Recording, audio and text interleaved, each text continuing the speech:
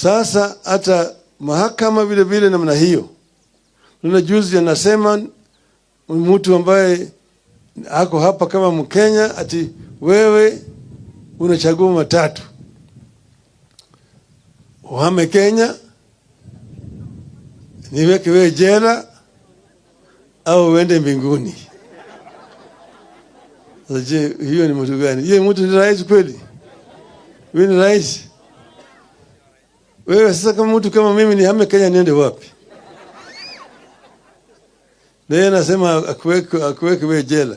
Kupeleka mtu jela kwanza mpaka uchunguzi ifanyike, apatikane ana hatia, ipeleke mahakamani, mahakama iridhike ya kwamba jamaa kumbe ana hatia, ana makosa, ndio mahakama yaamue kupeleka wewe jela, ama sivyo?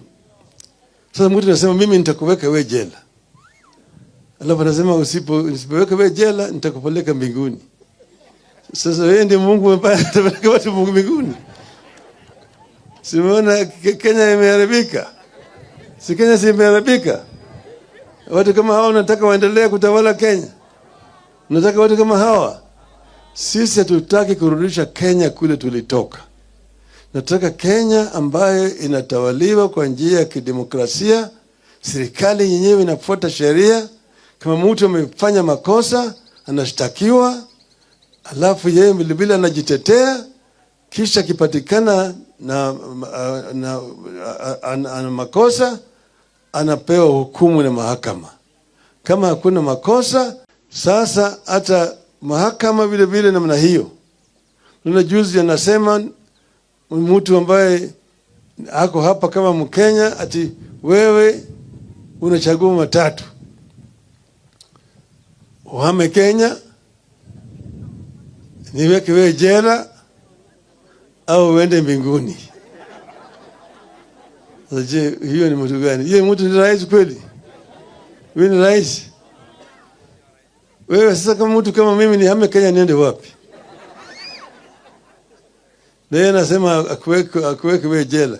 Kupeleka mtu jela kwanza mpaka uchunguzi ifanyike, apatikane ana hatia, ipeleke mahakamani, mahakama iridhike ya kwamba jamaa kumbe ana hatia, ana makosa, ndio mahakama yaamue kupeleka wewe jela, ama sivyo? Sasa mtu anasema mimi nitakuweka wewe jela. Alafu anasema usipoweka wewe jela nitakupeleka mbinguni.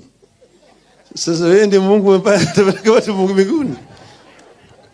Simuona Kenya imeharibika. Si Kenya si imeharibika. Watu kama hawa wanataka waendelee kutawala Kenya. Nataka watu kama hawa. Sisi hatutaki kurudisha Kenya kule tulitoka. Nataka Kenya ambayo inatawaliwa kwa njia ya kidemokrasia, serikali yenyewe inafuata sheria. Kama mtu amefanya makosa, anashtakiwa, alafu yeye vilevile anajitetea, kisha kipatikana na makosa, anapewa hukumu na mahakama. Kama hakuna makosa,